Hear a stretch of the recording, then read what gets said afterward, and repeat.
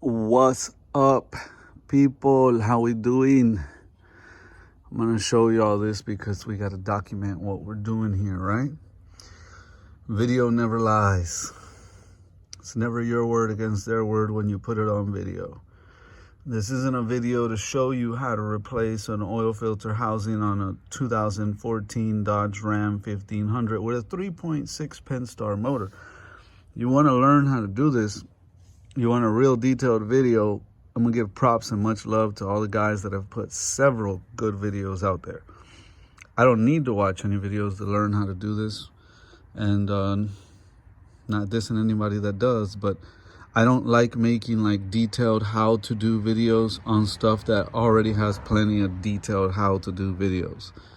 So this video is mainly to document what I haven't seen is a lot of the guys talking about it and how to do it, showing the cause and effect of it and why it needs to be done. And that's what this video is mainly going to talk about. So we got the shop vac here, and we're getting ready to suck up all this fluid. And before I suck it up with this shop vac and clean everything up, I wanted to show y'all what's crackulating over here. It's pretty nasty. The good thing about these 3.6s is you can put your feet down here on this front crossbar and you can step in here to work on it. It's not the most comfortable thing if you're taller than 5'8", like me, I'm 5'10", because you're hitting your head on the hood. I don't know if y'all can see. So yeah, you gotta have your neck bent down if you sit up, because otherwise you're hitting your head, or you'd have to unscrew the hood and take it off. Anyways, back to the video. This is where the oil filter normally sits on y'all's engine, right here. And it's an oil filter housing, but it's also a cooler, has coolant running through it also. So you have oil and coolant. And then you have your seals that run. You have your main attachment right here, and then you have all your other O-ring seals right there. You have your coolant hose coming out of the back over here, which, I don't know, in a perfect world we'd replace it, but we're gonna leave it for now. Seems to be good. This guy's already spent enough money. So anyways, you got the two plugs coming to the oil pressure switch and the oil sending unit.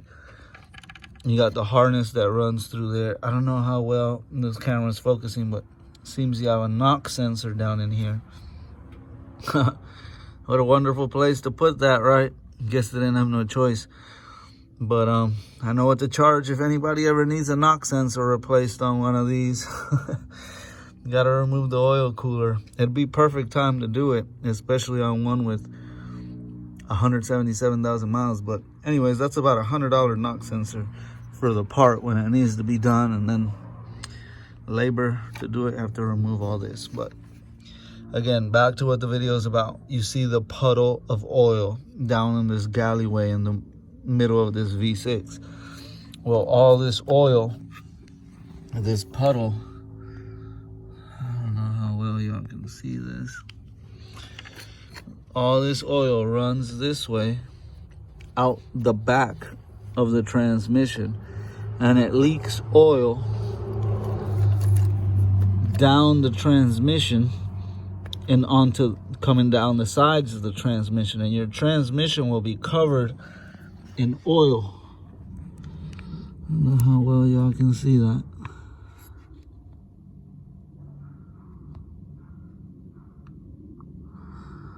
So your transmission has all that oil draining down it. You can see where it drains down that way. And yeah, every time you drive and you take off, some of this oil comes out and it's sliding down everywhere. So you'll look and you'll think you need a transmission pan. You'll think you'll need a transmission cooler, which these are the lines to it that you see on top of the transmission. You'll think you have a rear main seal leak. You'll be thinking the worst, right?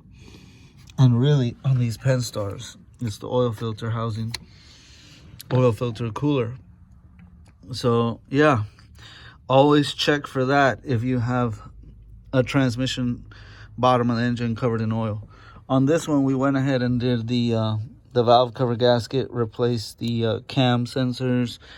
We put 3 new coils on this side because this is the side that gets covered by the intake. Let me climb back over here. This is the side that gets covered by the intake manifold. Over here overlaps over that side.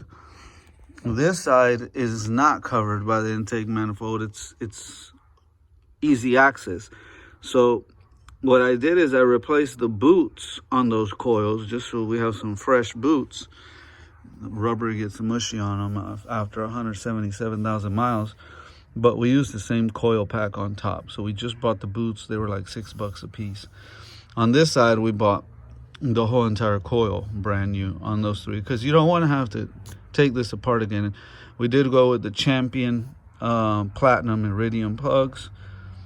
Chrysler loves the Champion plug. I like to stay with the manufacturer recommended plug. The lower intake manifold will go back on after this oil filter housing, oil filter cooler, whatever, goes back on, and it'll get all new fuel injectors also because we don't want to have to open this thing up over a fuel injector misfiring or anything like that. So this will be sealed back up here shortly after I suck all this clean, spray some brake cleaner, suck it clean some more, spray some brake cleaner, suck it clean some more, get everything nice and spicky clean in there. And then once I get that clean, I'm gonna spray some more cleaner down the top of the transmission through here, and then go underneath it and spray some more what trickled down. But we're gonna get it clean. It's gonna be a fun little job, but we're gonna do it. I'm gonna show you the part real quick. So here's the oil filter housing. There's the cooler that attaches to it. Oil pressure, oil sending. Your cooler bolts up top. You can take just the cooler off and replace the seals if for some reason the cooler was failing, but that's usually not the issue. The issue is usually these weak little O-rings that you see here. So that's usually your issue. You want to address all these O-rings. Then you got your hose that attaches on the back. Obviously, I had cracked that loose, but it got tight again for some reason. So it's obviously oily and dirty. And that's gonna go in the trash. This is the new one that we ordered on Amazon. It comes with both the sensors, the new cooler, new filter housing, obviously. And the most important part to all of it is it comes with the new O-rings. So you got your new O-rings on here.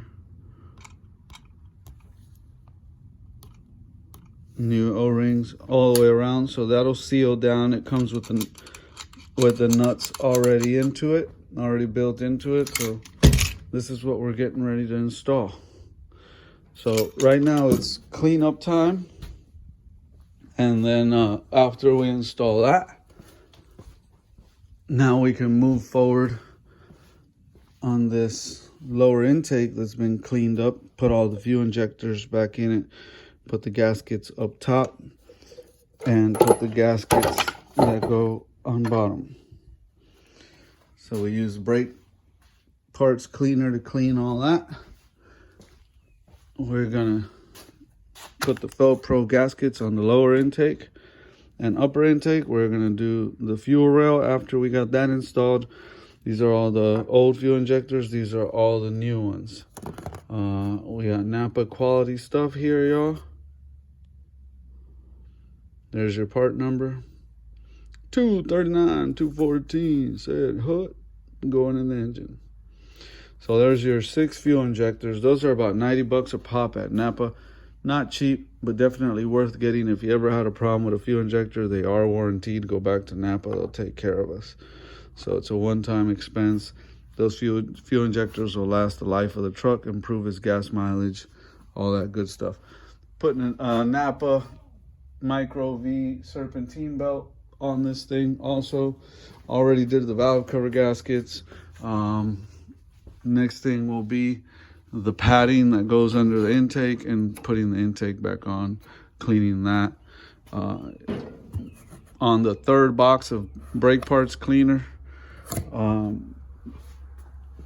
as you can see, lots and lots of brake cleaner.